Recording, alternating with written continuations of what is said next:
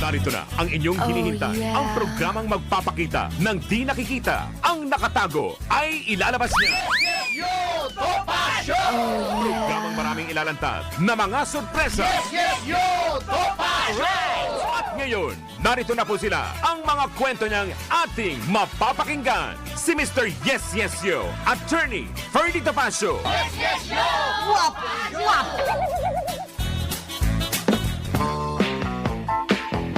Yahoy! Yes, yes, yo, Topacio. Sa ngalan pa rin po ni Attorney Ferdy Topacio. Ako po si Miss Juvie de Guzman. Oh, yeah. At syempre, napakaswerte po natin. Dahil sabi nga, muntik na ako malate dahil sa dami ho ng pinagdaanan natin. But anyway, thanks God. At narito po tayo at nakarating, no? Salamat sa ating produksyon na talaga namang ever ready. Laging ready. Yan. At syempre, hello din kay Winner and Company. Yan. Maraming Oh, salamat yeah. po. At of course, alam nyo, marami ho tayong mga topic na pwede ho kayo matuwa at pwede rin hindi, no? Depende ho sa inyo yan. Sabi nga po dito ng ating nationwide simultaneous earthquake drill, aarangkada na ngayong araw. Kaya ho, be sure na tayo po lahat ay ready. Aarangkada na ngayong araw ng first quarter nationwide simultaneous earthquake drill. Ayon kay OCD Administrator Undersecretary Ariel Nepomuceno, naging sentro ng earthquake drill ang Santa Rosa City sa Laguna. Ayan. At iba't ibang malapit na lokal na pamalaan, Regional Disaster Risk Reduction and of course ang Management Council ng Calabarzon at Mimaropa. Ayon kay OCD Administrator Undersecretary Ariel Nepomuceno, layon nito na ipakita sa publiko ang kahandaan sa banta ng lindol, lalo na sa The Big One, isang magnitude 7.2 na lindol. At dahil dito, hinimok ng OCD ang ating iba pang LGU na lumahok sa earthquake drill bilang paghahanda sa lindol. Alam nyo ho, pag ganitong mga lindol guys, tayo naman po ay talagang lahat po ay kinakabahan actually, but hindi po pala dapat kasi ho, pag tayo may kaalaman, meron tayong direksyon sa ating mga pupuntahan if ever na mangyari po ito. At syempre, pangunahan ho natin ng matinding panalangin dahil lahat naman po ng bagay ay may solusyon. Sabi nga po, sana nga wag nang matuloy itong big one na to. At ito po yung sama-sama nating ipanalangin dahil napaka-importante po na tayo po ay may meron tayong pakiusap na sana po ay huwag kayong magpanik yan. Yung problema ho natin sa pagpapanik po kasi, yan ho ang number one reason kung bakit marami po ang nadidisgrasya, mas nauuna pa pong mamatay, mas nangyayari ang mga hindi kanais-nais na bagay na nangyayari dahil nga po ang iba po ay sa kawalan ng kaalaman. At ang iba ho dyan ay usually po kapag po talaga hindi handa ay ang nangyayari po inaatake agad, di ba? O kaya yung sobrang pagkabigla, kaya yung ingatan po natin ang ating mga sarili at usually, lalo na yung mga nasa opisina, siguro itabi nyo na yung mga importanteng gamit po ninyo, yung mga iinumin ninyo, yan, importante po yan. At wag tayong masyadong kabahan dahil alam nyo ho, ganito ho talaga nangyari sa mundo, masyado na ang ating climate change, no? At of course, yung mga mahihina dyan na hanggat maaari, yung mga elder, wag na ho kayong masyadong maglalabas kasi usually, yan ho yung mga pagpapanik, yung pagdami ng mga pangyayari na hindi inaasahan sa labas, ay sana po ay maging handa rin po tayo. Pangalawa, ingatan po natin ang mga gamit nating babasagin sa bahay. Yan, importante din ho yan. Na kung kayo po ay may mga gamit na babasagin na nasa parteng taas na mga kung ano-anong mga lagayan, yung mga cabinet ninyo, ibaba nyo na ho muna. Importante rin ho na tayo may kahandaan. Dahil alam nyo ho, yung mga basag na gamit na yan, ayan din ang pinagmumulan ng ilang casualty na nangyayari sa Pilipinas o sa ating bansa, no? Kung sakali man, baka ho hindi natin malaman yung mga mangyayaring ganito, iba na rin po ang nakakaiwas po sa disgrasya. Sa ikalawang balita naman po ay siyempre, panghihikayat ng people power ng mga taga-suporta ni XPRRD, may tuturing na tangkang pagpapabagsak sa gobyerno ayon sa Malacanang. Walang dahilan ang mga taga-suporta ni dating Pangulong Rodrigo Duterte para manghikayat ng people power. Itong iginiit ni Palace Press Officer at PCO Undersecretary Claire Castro sa kabila ng sinasabing tangkang pagpapabagsak sa gobyerno. At ayon kay Undersecretary Castro, may inilabas na warrant of arrest ang International Criminal Court para kay dating Pangulong Duterte. May nakahain din anyang kasong laban sa dating Pangulo at may mga biktima umanong magsasalita kaugnay sa war on drugs. At binigyang din ng PCO official na hindi ito gawang-gawa o gawa-gawa lamang, kaso lamang laban sa dating Pangulo na tinaniman daw ng ebidensya. Kaya malinaw anya na walang dahilan para himukin ng taong bayan na mag-alsa laban sa pamahalaan. Gayong ginagawa lamang ng gobyerno ang trabaho nito at tumutupad sa batas. Matatandaang nananawagan si dating presidential spokesperson Attorney Harry Roque na pumunta ang mga taga-suporta ni dating Pangulong Duterte sa EDSA. Yan po yung mga dating nangyari po noon. Well, yan po ay ayon sa ating kinaukulan sa Malacanang. Sabi nga po dito, ang mayorya ng mga Pilipino ang naniniwala na isang seryosong problema ang paglaganap ng fake news. Totoo yan. Kaya po kung makakagawa po ng kaguluhan ng fake news, huwag nyo na hong tangkaing gawin. Kung totoo ho, walang problema. Pero kung fake news ho, huwag nyo na pong gamitin ang ating mga kababayan para maaksidente, madisgrasya o mapahamak, di ba? Alam nyo, yung fake news ho kasi kadalasan talagang pinaniniwala ang pahuyan ng higit sa mga totoong balita. Ganun o nangyayari. At yan po, dapat kayo pong mga kababayan natin ay dapat mag-verify muna. Mag-verify po kayo. Pwede rin po kayong tumawag sa mga importanteng numero kagaya ng 911. Try nyo pong itawag agad-agad yan para dun sa importansya ng balitang inyong nakalap. At kung hindi naman po, charge nyo lang sa inyong mga experience. Ganun ho talaga, di ba? Well, batay sa Social Weather Station survey, 59% ng respondents ang nagsabing seryosong problema ang fake news sa internet at social media gaya ng Facebook, X at YouTube. At 20% naman ng mga Pinoy ang nagsabing hindi ito maituturing na seryosong problema, habang 21% naman ang nagsasabing hindi sila sigurado. Yan. Alam nyo, pag hindi kayo sigurado, wag na kayong maniwala. Ganun lang po yun. At kung sigurado naman kayo, dahil alam nyo na, okay lang po yun. Anyway, lumabas din sa nasabing survey na 65% ng mga Pilipino ang nagsabing hirap silang matukoy kung peke o mali ang impormasyon na napapanood, napakikinggan o nababasa sa TV, radio at social media. Yon, kagaya ng inuulit ko, sabi ko nga po, kung kayo'y hindi marunong dumiskarte kung ano yung tama at mali, siguro mas maganda, wag na lang kayo magsalita. Ganun lang po yun. At wag nyo na hong ituloy yung mga balitang hindi kayo sigurado dahil that might be done wrong. Kasi pag tayo po naman ay hindi nakakasigurado, di ba, ka-winner ganon, di ba? Pag hindi ka sigurado, wag mo nang ituloy. Yan, cut it out. Tama. Yan. At syempre, mayorya din o sa 55% ng mga Pinoy ang nagsabing madalas silang makakita ng fake news sa traditional at social media. Ganon. Anyway, nasa inyo po yung decision yan. Minsan ho kasi, kapag tayo po ay hindi kakampi, kadalasan doon tayo kumakampi na kahit ho alam nating mali naman yung kinukwento, sinasakyan ho natin, which is mali po yun. Hanggat maaari, kung alam ho nating hindi kakampi natin yung nagbabalita o maaring kakampi ninyo yung nagbabalita, siguro ho, precaution na lang po yan. Kayo po ang mag-decide para sa sarili ninyo. Pero hanggat maaari, much better kung hindi rin lang kayo sigurado whether kakampi ho ninyo o hindi nyo kakampi, basta ang importante. Pag hindi sigurado, huwag nyong ipasa o ibalita sa iba. Yun, isang pag-iingat lang yung kawiner, di ba? Para at least, hindi tayo makuryente. Sabi ng iba, makuryente. Anyway, alam nyo ho, ang oras alas 11.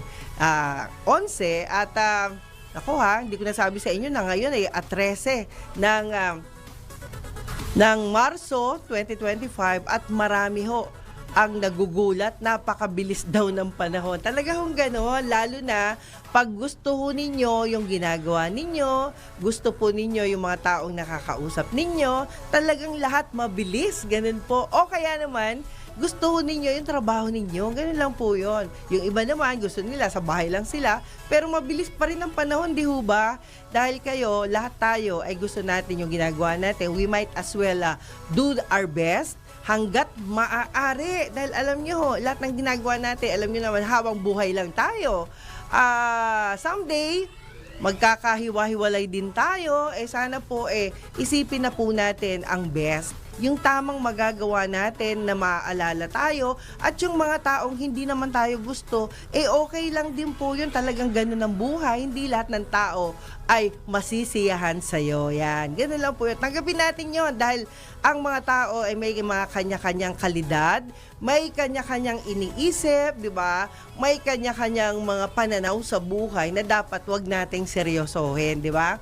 Lalo na kung ang tingin natin doon sa tao na yun, ay hindi naman nakakatulong, di ba? Tahimik na lang po tayo. Anyway, sabi nga, ayan, 4 na katao patay sa sunog sa Malabon. Uy, my goodness, patay ang 4 katao habang tatlong iba pa ang sugatan sa naganap na sunog sa compound ng Tanige Street, Longos, Malabon. Malabon, di ba yung ano yan? Yung maraming isda o maraming pansit, Malabon. Ayun, hindi isda, pansit pala, no? Yan. Ayon sa Bureau of Fire Protection, sumiklab ang sunog kaninang alas 3:45 ng umaga. Ba, tulog na tulog pa yung mga tao. Itinaas ang sunog sa unang alarma at idineklarang fire out kaninang alas 6:52 ng umaga. Sa ngayon, inaalam pa ng mga otoridad ang naging sanhi ng sunog sa nasabing lugar. Alam nyo, naalala ko yung sunog lalo na dun sa mga dormitory. Naku po, lagi po ninyong tatandaan kung saan ang daan ng exit, fire exit. Kasi usually, yung iba dyan na nakatira sa mga building, sa mga matataas na lugar, o kaya naman po, may mga fire exit dyan, tingnan nyo lagi, mamaya sarado ho pala. O kaya naman ho, may nakalak, alamin nyo kung nasaan ang susi. O kaya naman po, alamin niyo sa administration kung paano ang exit doon. Yan. Yung iba, they don't care. Wag ho ganun kasi po talagang nangyayari po yan. Minsan nag-iingat ka nga po, merong ibang tao na nakakatulog, nang nagsiselfone, magdamagan, yung pala umaapoy na yung higaan nila, hindi nila alam. So, baka mangyari lang, so iba na rin po ang nakahanda, di ba ho? At saka, sabi nga po ng mga eksperto, never daw po tayong gagamit ng cellphone na naka-charge, no? Ginagawa nyo ba yun?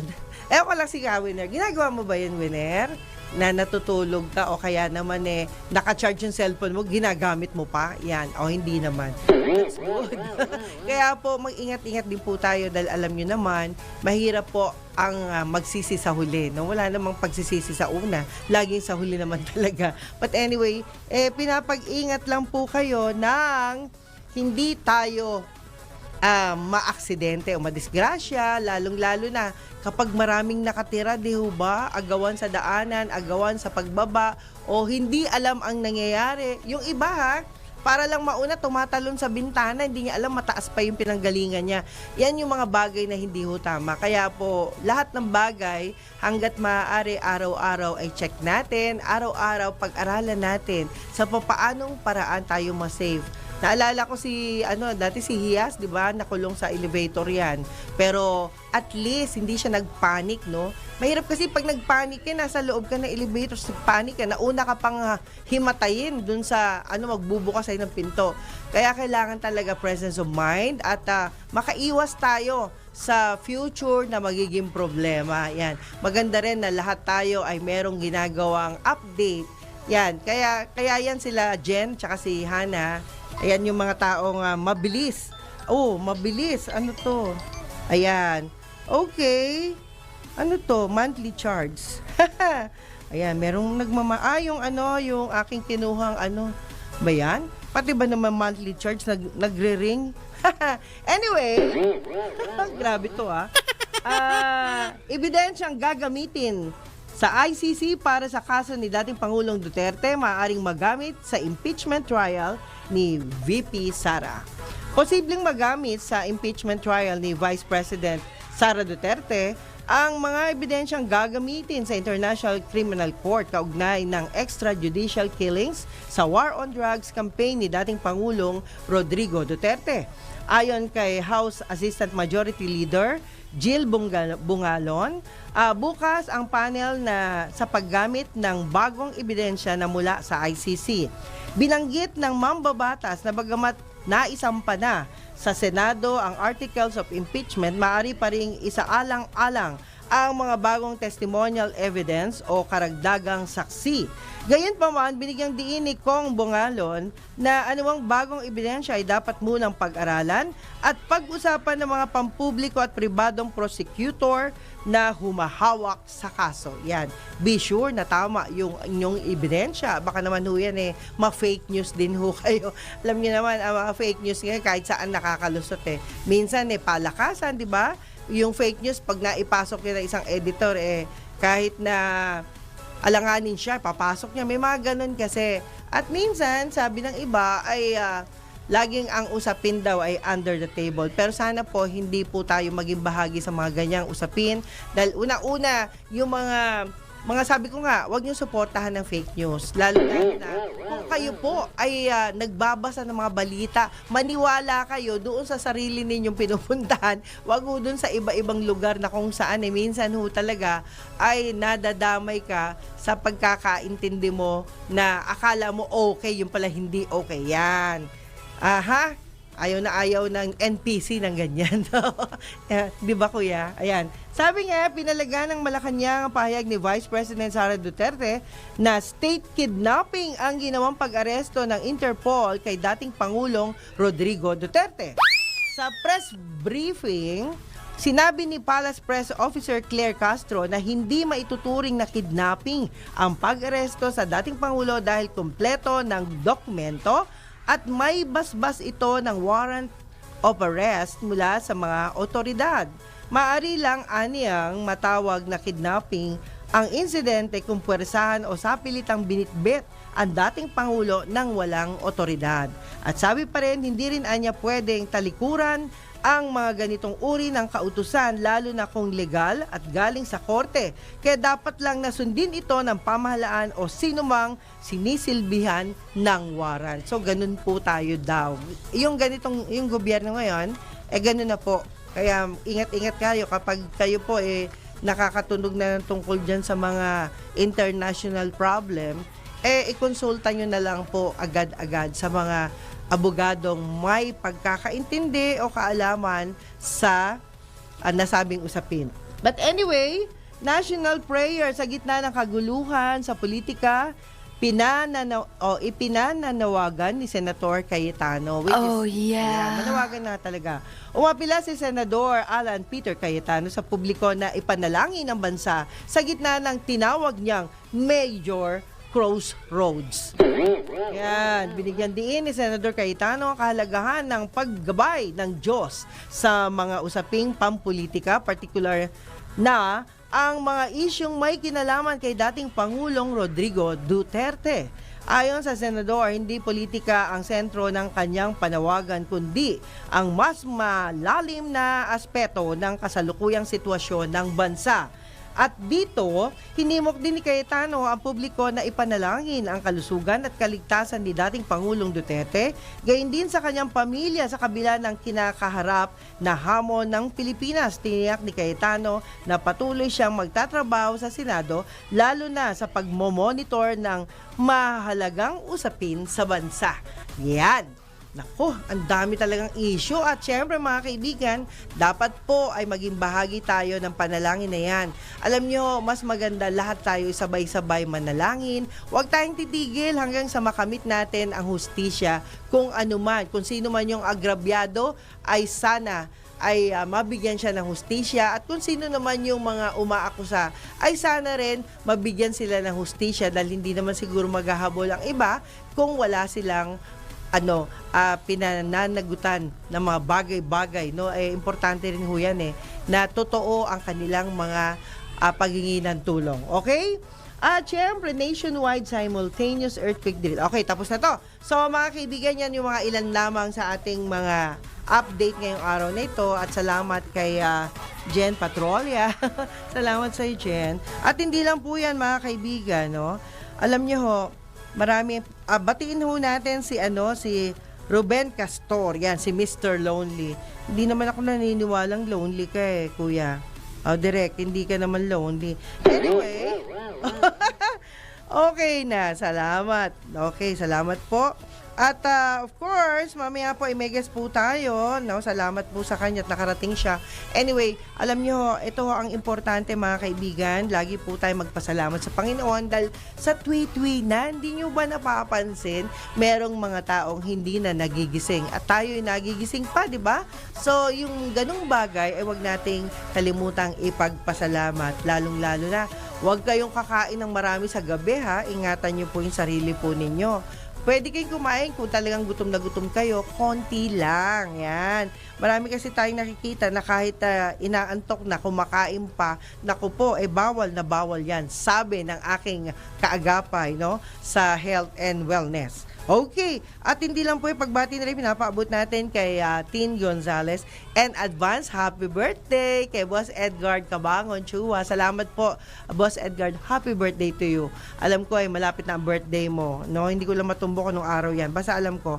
Anyway, kasi nung ako po ay nasa grupo ni Kuya Mar Lopez yan. Naging bahagi tayo ng iyong kaarawan.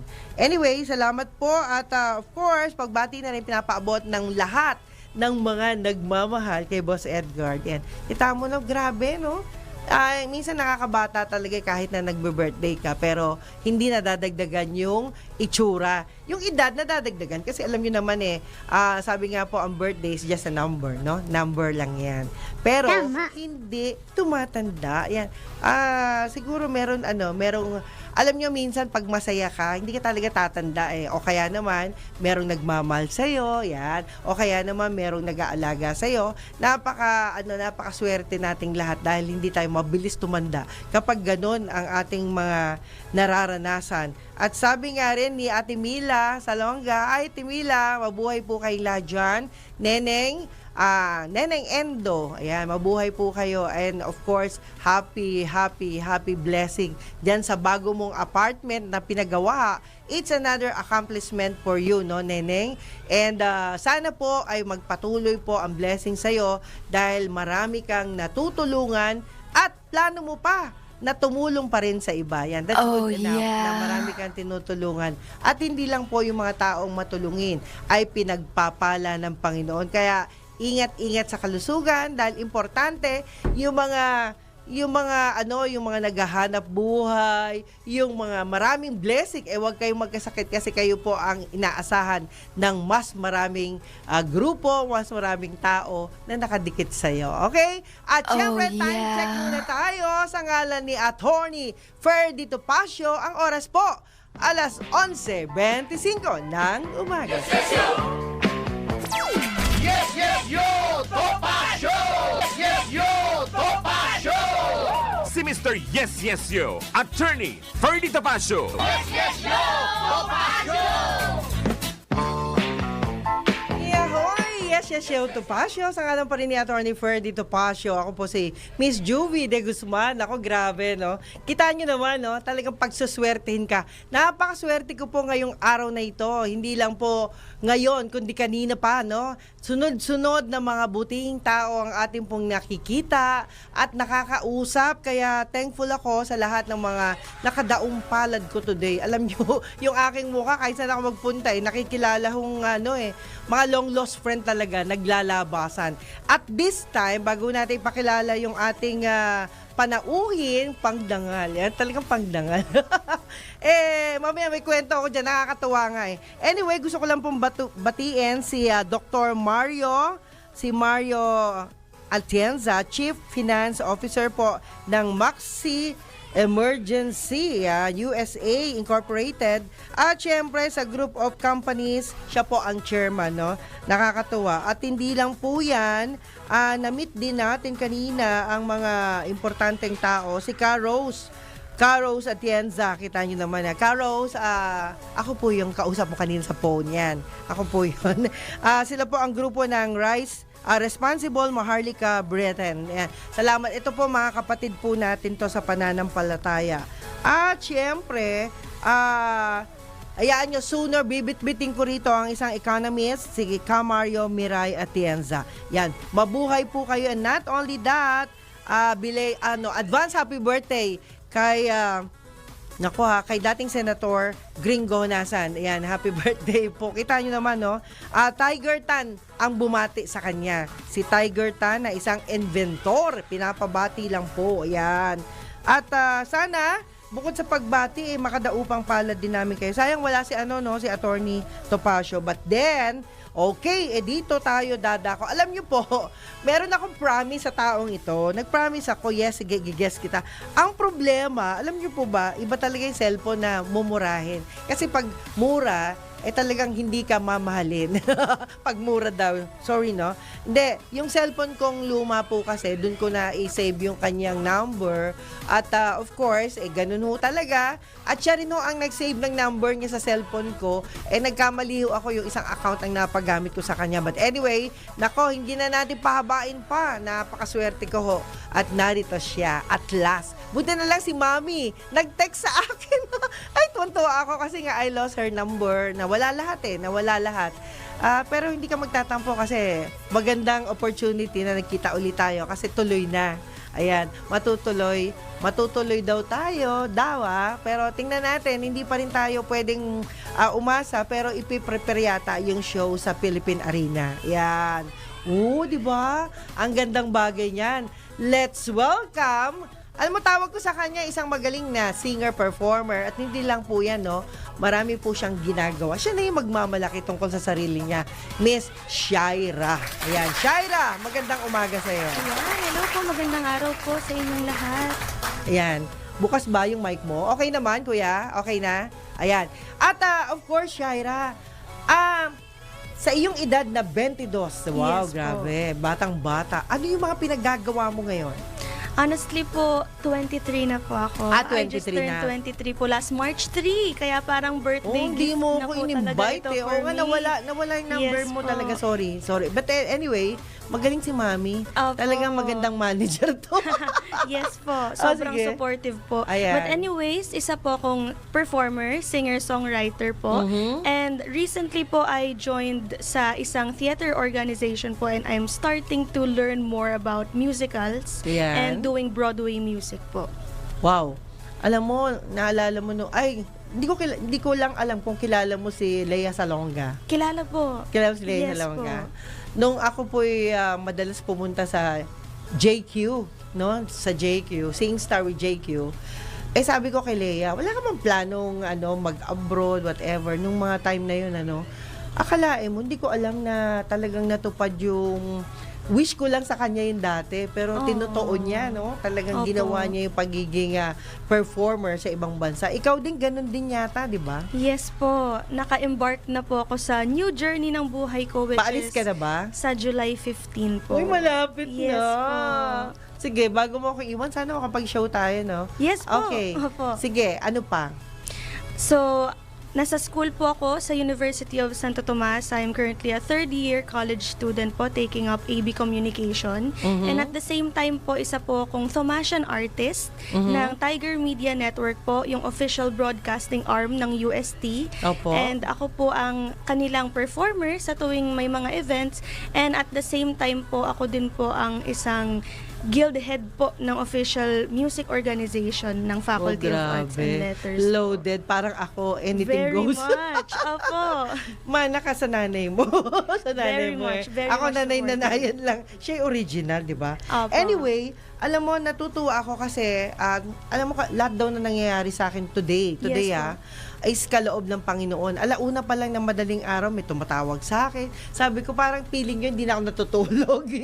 Tatawagin ka kaliwat kanan. Pero, I'm thankful din kay Hiyas at saka dun sa ibang mga communication partners natin dyan Opo. na nagtiyaga talaga na pinatawagan kita. At salamat sa kanila dahil syempre, kung di dahil sa kanila, Yes po. hindi ka makokontak, di ba? Tsaka po, sobrang thank you din po for having me today. Thank you po. Oo.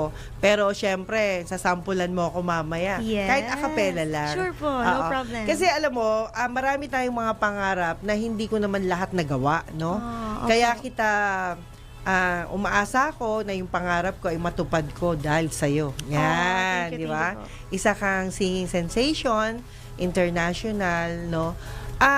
Bukod sa pagkanta, ano pa ba ibang ginagawa mo? For me po, talagang passion ko po talaga music. Pero bukod po sa pagkanta, nagpo-produce din po ako ng sarili kong music.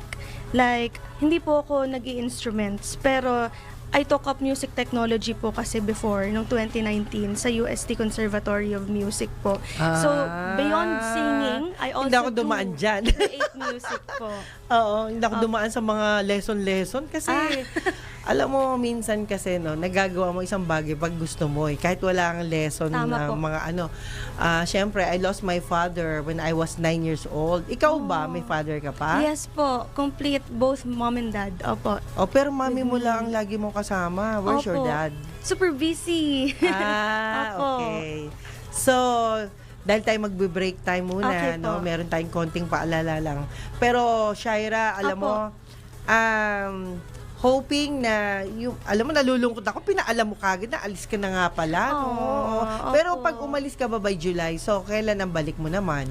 Ang balik po namin is July 25 po. July 25. From Pero, the competition. Opo. Oh, hoping na makabalik ka next week para makita ka naman ni Attorney Topacio. Opo. Sige po, Oo. next week po. Kung set wala po kang tayo. kung wala kang klase, no? Yes po. Kasi alam ko may klase ka kahapon, dapat kahapon, 'di ba? Yes, supposedly po kahapon. Oo, pero mabuti na lang na-reset natin. Opo. At hindi lang 'yan, Shaira. Opo. Ano namang wish mo para sa mami mo? Syempre, alam mo si mami Yes. pasimple lang 'yan, pero syempre umaasa rin 'yan ng wish mula sa iyo. Tama po. Isa lang po talaga ang wish ko para kay mama, which is good health.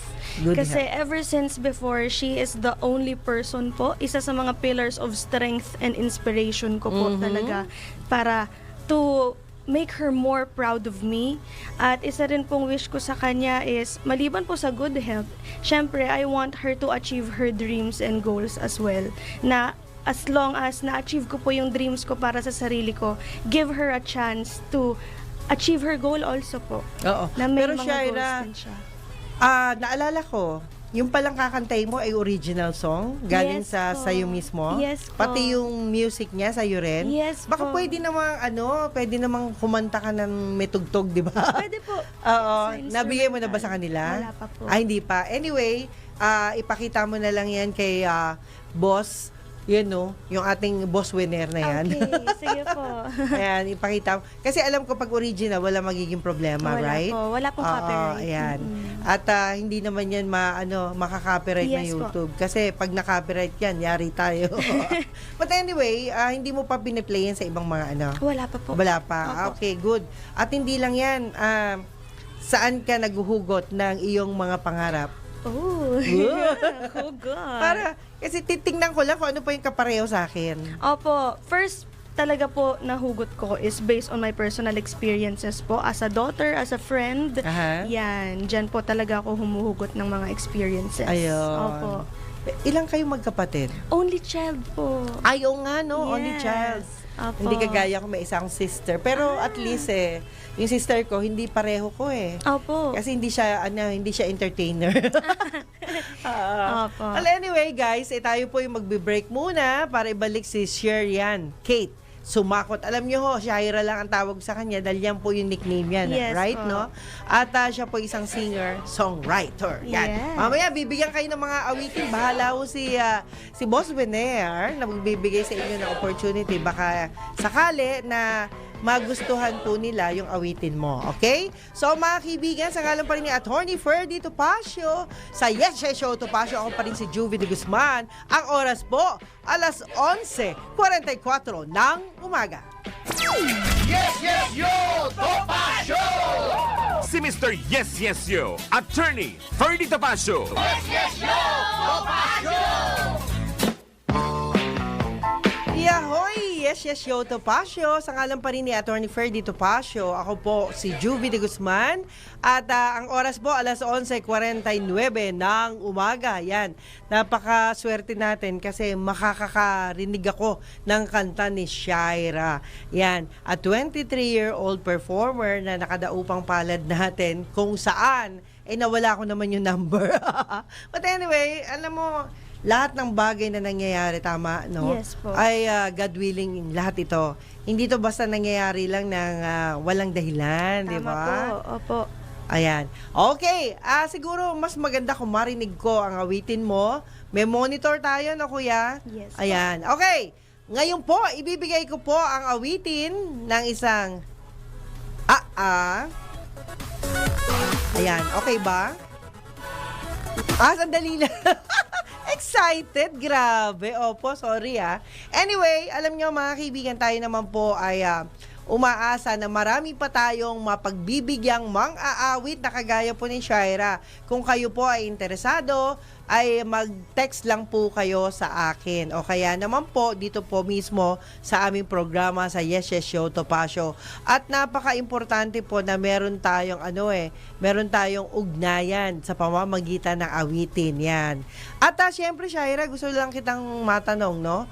Bago mo umpisan, ang awiting ito, anong titulo? Anong title? Ang title po ay Hindi na Babalik. Ay, grabe ka! Aalis ka pa lang, hindi ka na babalik. Saan mo naman kinuha tong awitin na to? At paano na umpisahan? Actually po, itong story ng Hindi na Babalik ay isang memorable experience ko po Okay. para sa akin. Ayan. Since, about love life. Okay. Yes. So, mga kaibigan, pakinggan natin ang awiting Hindi na Babalik mula kay Shaira. Take it away!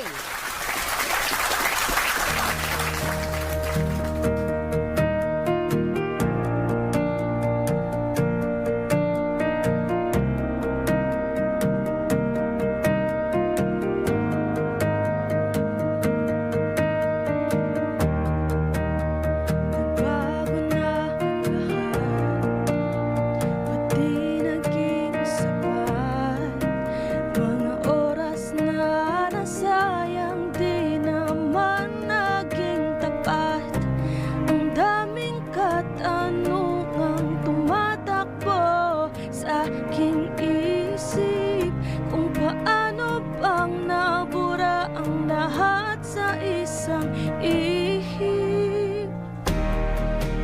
Hahayaan ka na lang kung saan ka masaya. Mas mabuti pang ganito kung saan tayo'y malaya. Lumipas man ang panahon na tayo'y magkalayo, pero pangako sa sarili ko na ako'y hindi na babalik. Ngayong may bago na, okay, bilis pa lang maglaho ang unang pangako sa isa't isa. Ganun ba kadali kalimutan na parang walang nangyari, basta na lang isinantabi. Ang daming katanungang tumatakbo sa aking isip, kung paano bang nabura ang lahat sa isang ihip. Hahayaan ka na lang kung saan ka masaya. Mas mabuti pang ganito kung saan tayo'y malaya. Lumipas man ang panahon na tayo'y magkalayo, pero pangako sa sarili ko na ako'y hindi na babalik. Paalam na sa lahat ng mga naging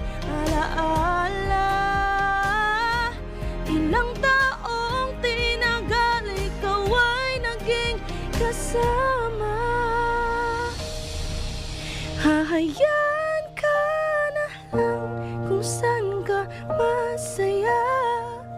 Mas mabuti pang ganito kung saan tayo'y malaya. Hahayaan ka na lang kung saan ka masaya. Mas mabuti pang ganito kung saan tayo'y malaya. Lumipas man ang panahon na tayo'y magkalayo, pero pangako sa sarili ko na ako'y hindi na babalik. Yahoy! Wow! Wow, wow, wow! Nako, bakit naman hindi na babalik? Sa unang kanta mo pa lang rito, hindi na babalik mo. Ayun ang title ng kanyang love story. Yes. Yan. Para sa lahat, alam nyo, minsan nakakalungkot yung mga ganyang kante, hindi na babalik. Talagang wala ng second chance. Ganun ba yon? Wala ng second chance? Minsan po kasi sa buhay, may mga taong deserve lang po ng second chance. But other than that, Ayan. move on na po. Pag napaso na, ayaw mo na. Yes. Parang ikaw ako, pag napaso na, ayoko na. Relate. Ayun na. Alam niyo mga kaibigan, nakakatuwa na yung mga ganitong klaseng panauhin natin na maganda na, galing pang kumanta, composer pa, at very talented, no? Alam niyo naman yung mga taga-UST, madalas kasi ako dati dyan sa UST, madalas ako umattend ng mga press con, pero tayo'y nagiging paborito ng mga PIO ng mga nandyan, no? Opo. Anyway, isa pang pagpapalang maituturing na napakanta kita. Hindi na kita pakantahin muna ha. Next Opo, week na lang opo. uli, Okay okay? po. At hindi lang yan. Gusto ko lang tanungin ang iyong beauty. Kung ikaw ang tatanungin, sa tingin mo ba? Kasi sabi nga nila, meron daw mga sign ng fake friend. Ikaw ba isang ayon na sinasabi nila na ang fake friend daw ay yung mga taong nire-reach out ka lang kung sila ay may kailangan sa'yo. Yan. For me po, confirmed fake friend po. Yun ang fake friend. Yes. Ayun. Naku, bakit kaya? Bakit kaya? Pag may kailangan lang, doon ka lang kinokontak? Ganun ba yon? Kasi po, ang friendship po talaga, no matter kung ano man po ang nangyayari sa buhay, it may be ups or downs po, ang tunay po na Oo. kaibigan ay sasamahan ka, dadamayan ka, at hindi lang po sa tuwing kailangan nila. Wow! Yun na. Yes po. Well, alam niyo mga kaibigan, pero ako naman, hindi naman fake friend yung mga long lost friend ko. But anyway, talagang nire-reach out nila ako. Ang problema daw, hindi raw nila makontak. O yun, panalo sila, di ba? Opo. Kasi alam niyo ho, tayo naman kahit minsan pati cellphone na anak ko ginagamit ko na talaga pero palpak pa din, no? At salamat na rin sa ating mga kaagapay dahil alam niyo ho, kahit papano, talagang nila sa akin, ipinahihiram ang kanilang services na pwede Yes. nilang magawa, di ba? Tama po. Okay, ito na yung pagkakataon mo, Shaira, na magpaalam tayo dahil malapit na tayong magbukas. Okay po. Ayan, muli po, ako po si Shaira Sumakot, isa po akong Spotify independent artist at isang singer, songwriter, and performer po. And if I may promote po my social Please. media. Okay. Ayan po, you can follow me po on Instagram, Facebook, YouTube, and Spotify. Just search Shaira Sumakot po. It's SHIERRAH.